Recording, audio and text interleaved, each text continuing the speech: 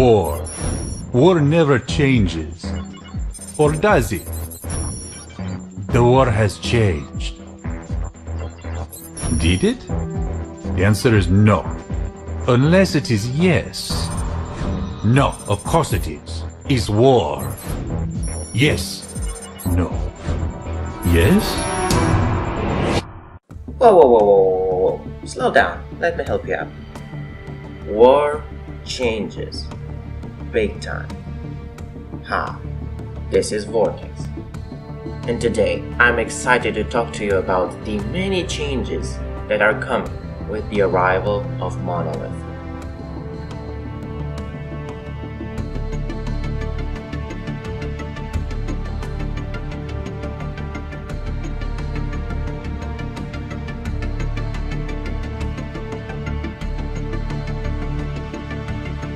First of all, what is Monolith?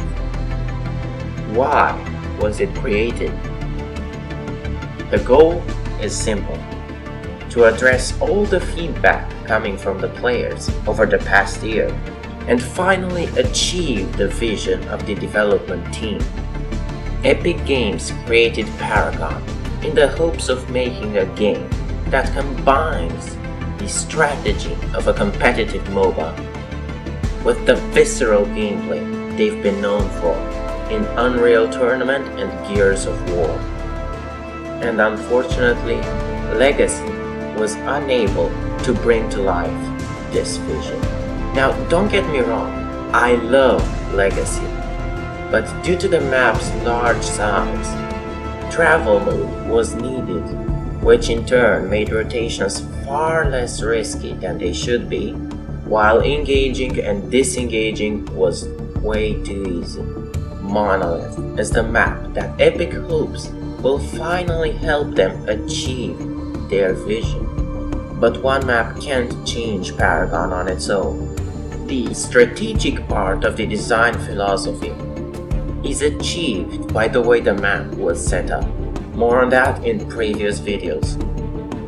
To create a truly visceral gameplay, important changes are coming to Paragon. Let's start with the movement speed. It has been increased drastically to address the lack of travel mode on Monolith. Also, every hero's health, damage, and mana stats have been changed completely. These changes will make engagements faster and more deadly. Speaking of damage, the very concept of physical heroes and energy heroes has been removed from the game. Players will now equip cards with the unified power stat. Primary attacks will now deal basic damage, while the abilities will deal, ability damage. When choosing a card with the power stat, a certain percentage of that power will go towards basic damage, while the rest will go towards ability damage. Now this percentage varies from hero to hero. For example, in the case of Gideon, a big chunk of that power will go towards ability damage, while the basic damage will receive only a small increase.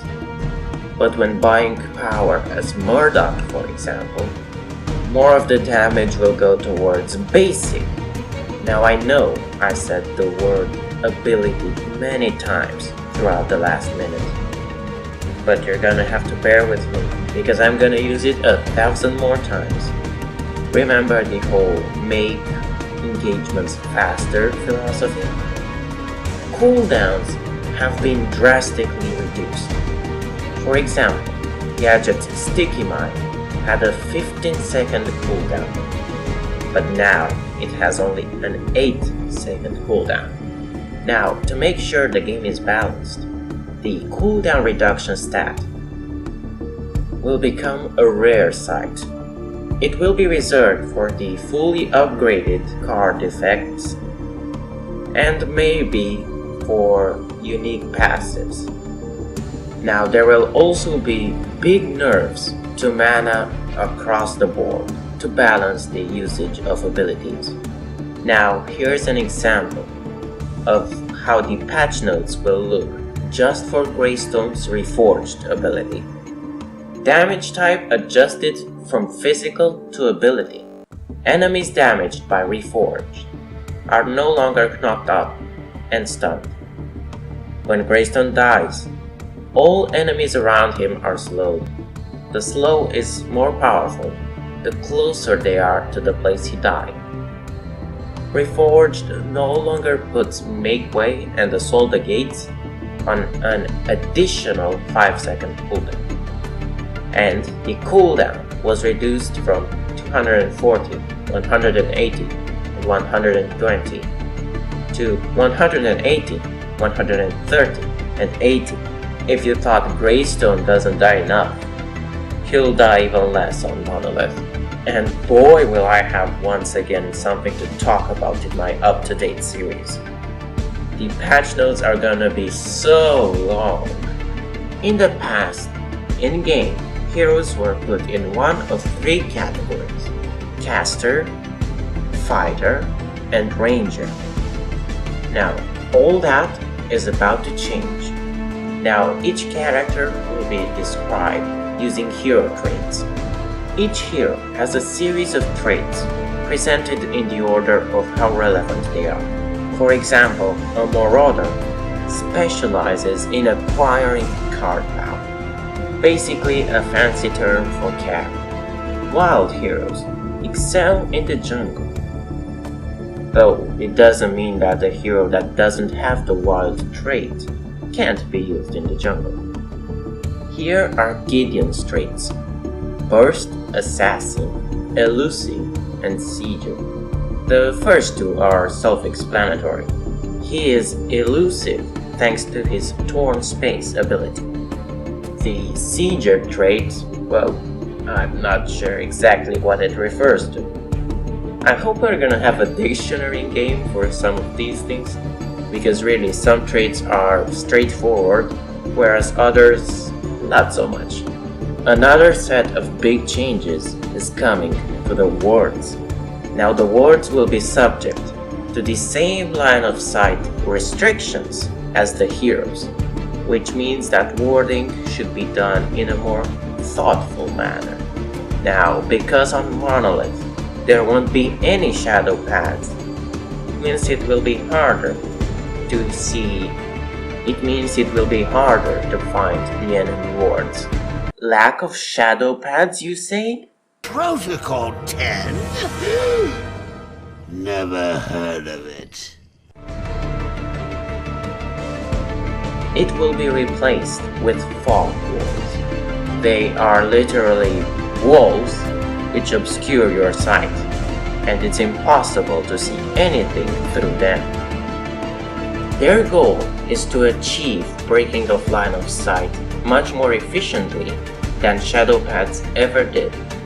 And yes, wards won't be able to see through fog walls. Now to finish the article, Cameron Winston, the lead hero designer, says, and I quote, "It's a brave new world out there in Agora." Now we all know that the Agora map was retitled Legacy.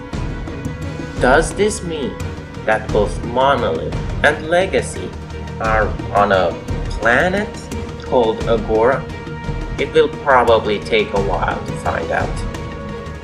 Last time I wondered what will happen to the Harvester keycards, but the new information we received today raises many more questions regarding cards.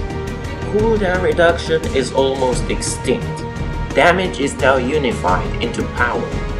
After the Monolith update, our card collection will certainly never be the same, as the final pieces of the puzzle that is Monolith are finally coming together. I can't wait for December 6th to finally come around. I can't wait to play on Monolith. This was Vortex, signing off.